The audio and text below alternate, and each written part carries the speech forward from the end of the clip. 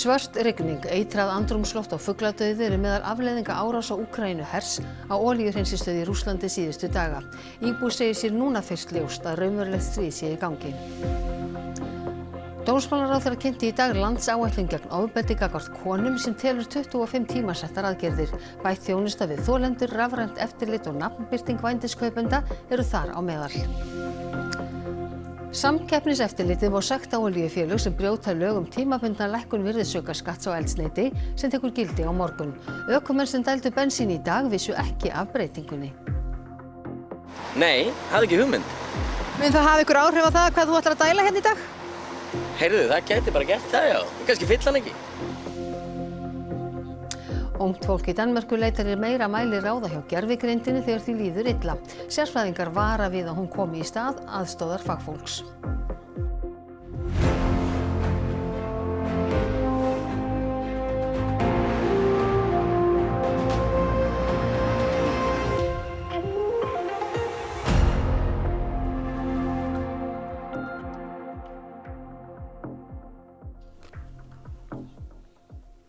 Komið sæl.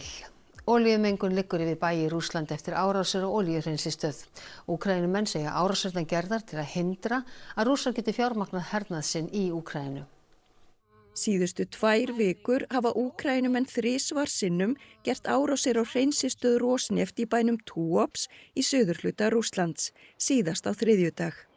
Þykkan reyk hefur lagt frá brennandi olíu yfir byggð og olía hefur lekið út í sjó og í á sem rennur gegnum bæinn. И как вы можете обратить внимание, там все в нефти. Вот просто все.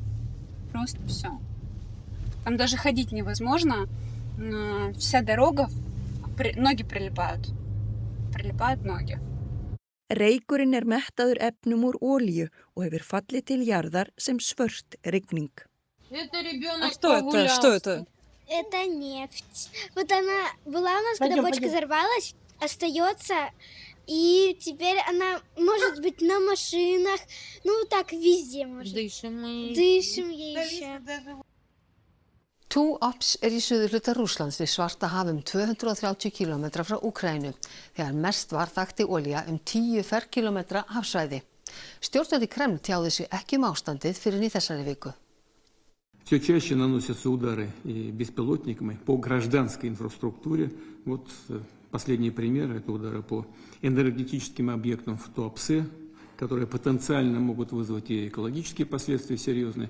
Úkraínsk stjórnvöld hafa sagst bera ábyrgð á árásunum. Þau segja það réttmætar í ljósi þess að Rússar nýti ágóða sinna af olíuútflutningi til að knýja áfram stríðið í Úkraínu. Tekist hefur að slökkva mesta eldinn og stöðva flæði brennandi olíu. Verið að hreinsa ströndina og talið að fugladauði sé mikill.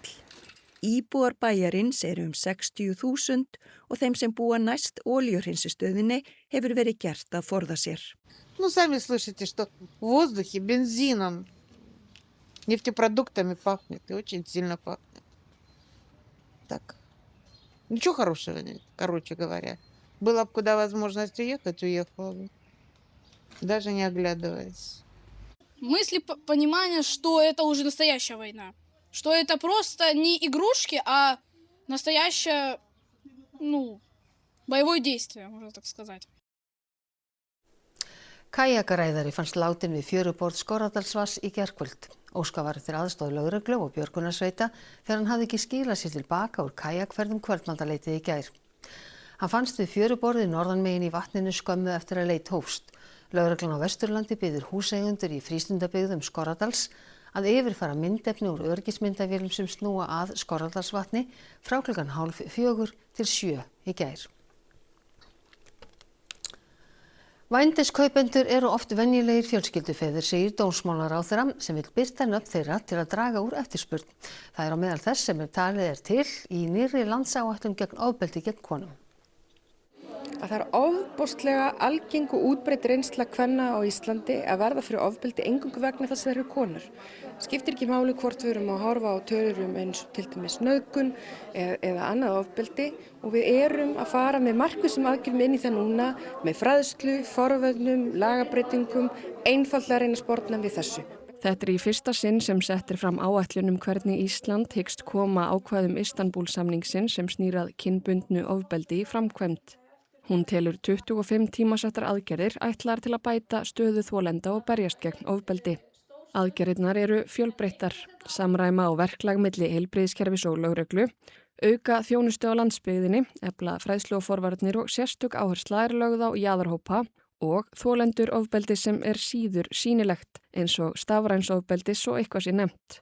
Ein aðgerðanna komin í framkvæmd en fyrr í vikunni samþykkti Alþingi að heimila lögreglu að notast við ökklabönd samhliða nálgunabanni og brottvísun af heimili.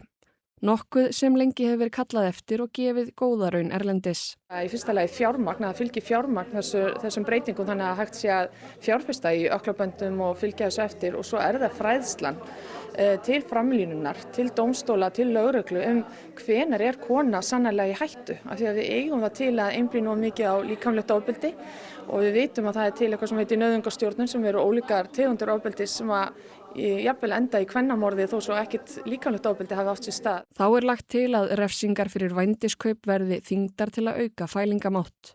Vændi hefur grasserað hér á landi síðustu ár líkt og fjallað var í Kveik í vikunni. Þegar skoðaðar eru tölur hve margir voru handteknir grunaðir kaup á vændi síðustu ár, má sjá mikla aukningu á milli 2017 og 2018. Árið 2019 þrefaldast fjöldinn hins vegar frá árinu á undan, þegar 89 voru handteknir. Næstu ár fækkar aftur í hópnum. Þegar skoðað hve mörgum málanna lauk með ákærumeðferð eða sekt, má sjá aðeins brot þeirra sem taldir eru hafa keypt vændi hljóta refsingu. Dómsmálaráðherra leggur til að lágmarksrefsing verði fangelsi ekki sekt og vændiskaupendur verði nafngreindir til að höggva á eftirspurn.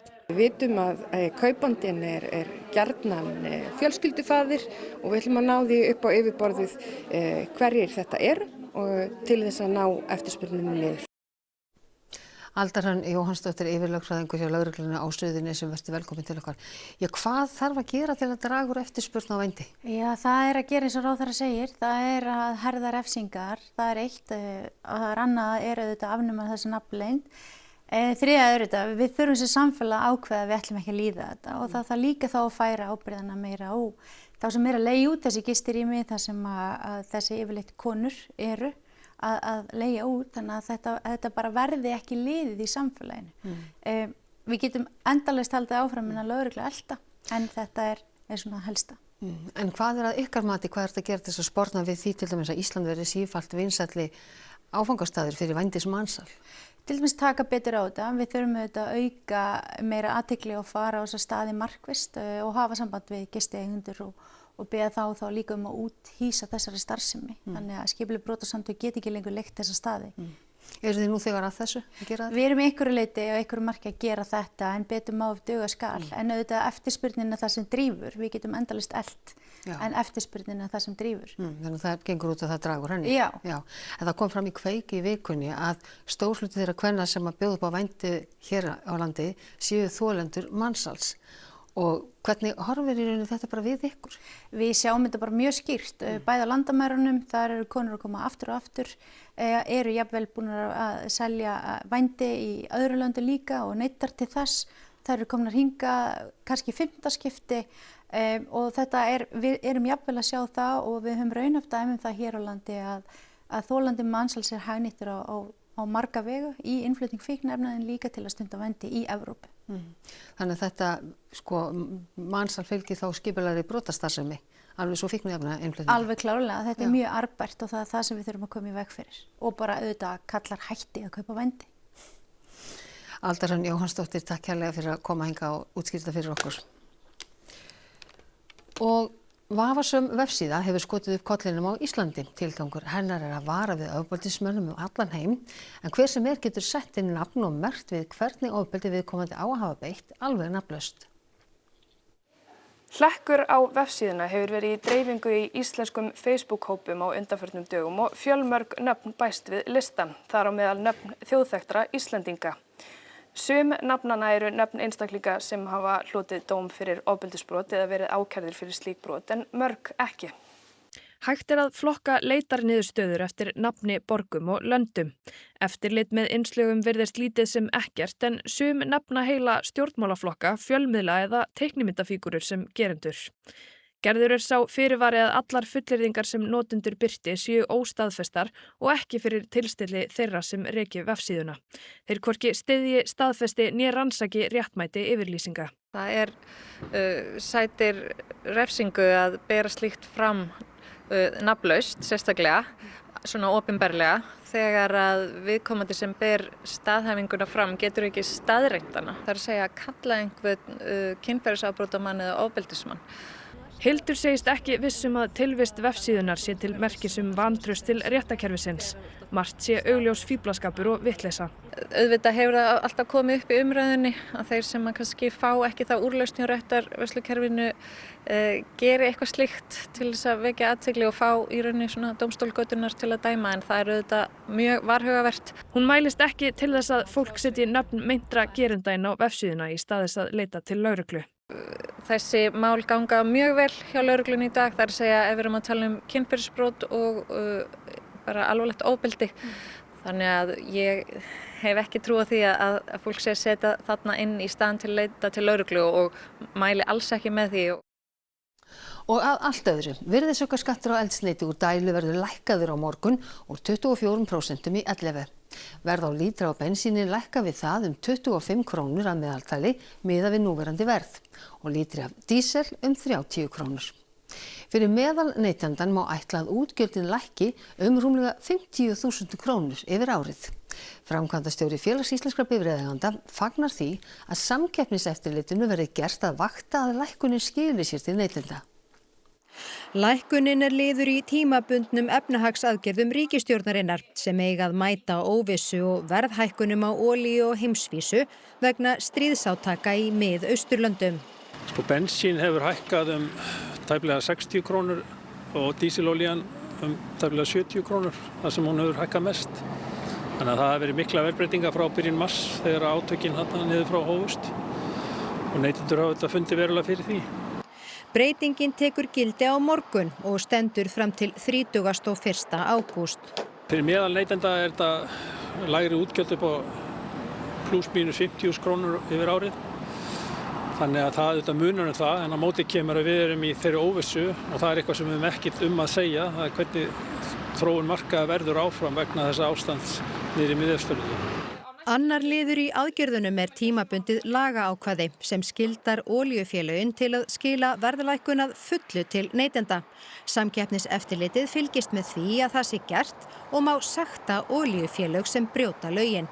Já, ég treysti því og það ágætt að stjórnvöld alltaf hafa sérstakt aðhald með olíumarkaðinni hér. Þetta fákeppnismarkaður og við höfum séð það að olíufélögin hafa verið að auka álagningu á liðnum árum. Það bara að sjá það á ársreikningum félagana. Þannig að ef markaðinum ekki treystandi til þess að halda úti öflugri samkeppni, þá stundum þarf aðhald. Ökumenn sem voru að taka bensín í dag sögðust ekki hafa haft hugmynd lækkunina á morgun. Hún væri þó kærkomin. Vissir þú því að það stendur til á morgun að lækka verð á eldsneyti? Nei, ég vissi ekki af því. Hefur það einhver áhrif á það hvað þú ætlar að dæla mikið fyrir hér í dag? Nei, raunin ekki. Bara mjög góða fréttir. Nei, ég vissi reyndar ekki af því. Þannig að þú ert hingað mættur til að dæla bílinn? Já, það gera það núna. Ég vissi það ekki. Þannig að þú ert bara mætt hérna til að dæla. Mun það hafa einhver áhrif á það hvað ætlar að dæla mikið í dag? Já, ætlaði nú bara að setja einhvern 2000 kall, sko. Ég vissi það ekki. En það verður örugglega kærkomið. Nei, hafði ekki hugmynd. Mun það hafa einhver áhrif á það hvað þú ætlar að dæla hérna í dag? Heyrðu, það gæti bara gert það, já. Kannski fyll hann ekki.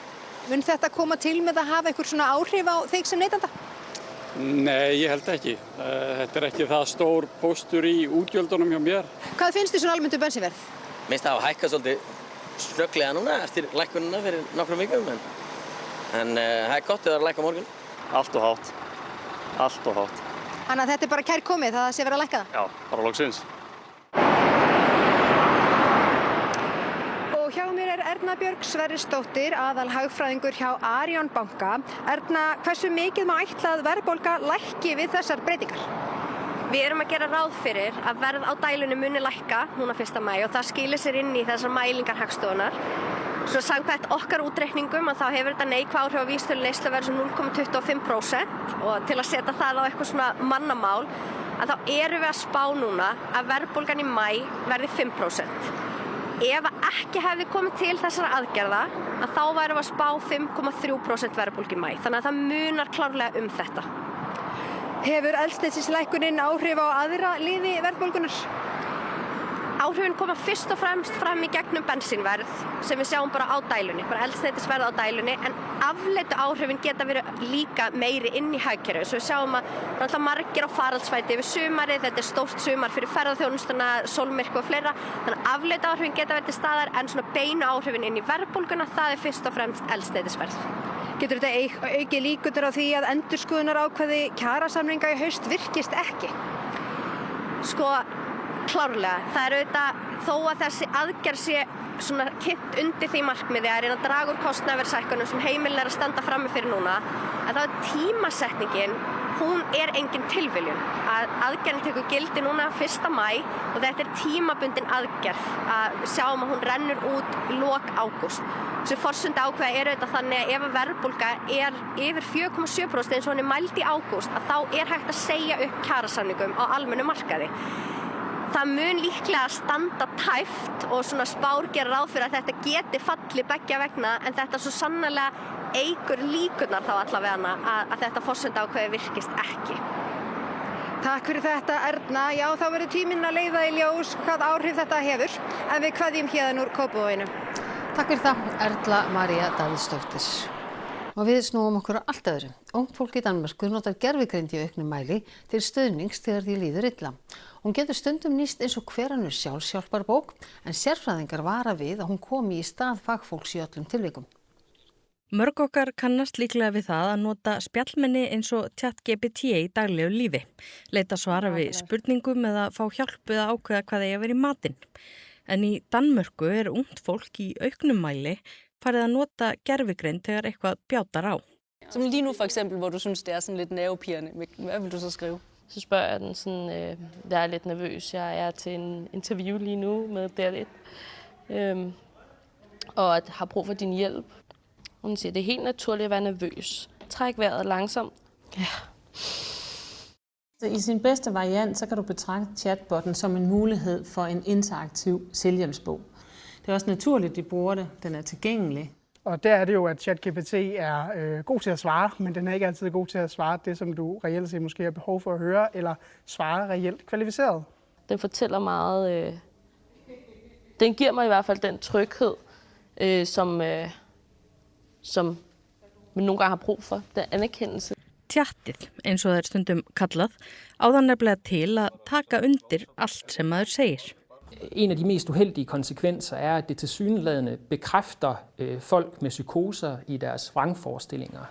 Min bekymring med chatten, det er, den laver kun anerkendelse. Men du har også brug for nogen, der kan afveje, hvornår støtter jeg, hvornår udfordrer jeg, hvornår har du brug for viden, hvad kan være dit næste skridt på det her bjerg, der er meget, meget svært at stå på alene. Det er bedre at henvende sig til de ressourcer, som man har omkring sig, altså ens personlige netværk af venner, pårørende, familie, potentielt set professionelle. De har ens egentlige interesse for øje. Det har den her teknologi ikke. Alþjóðleg loftslagsráðstefna fer fram í Kólumbíu í þessari viku. Þetta er fyrsta umhverfisverndarráðstefnan þar sem fókusinn er á orkuskipti og hvernig þjóðir heims geta sagt skilið við jarðefnaeldsneyti. Ráðstefnan fer fram hér í Santa Marta, strandbæ nyrst í Kólumbíu, sem gerir mikið út á ferðamennsku, en er einnig sá bær í Kólumbíu sem flytur út mestan kol. En Kólumbía er 5. stærsti kólútflytjandi í heimi.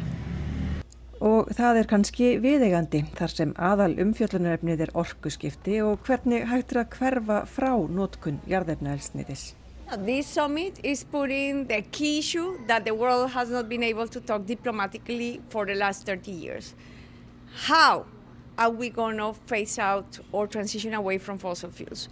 This conference already accepts that we need transition away, and the world here, the countries that decided to come, the politicians, the academics, the scientists, the communities are working together to see how to do it.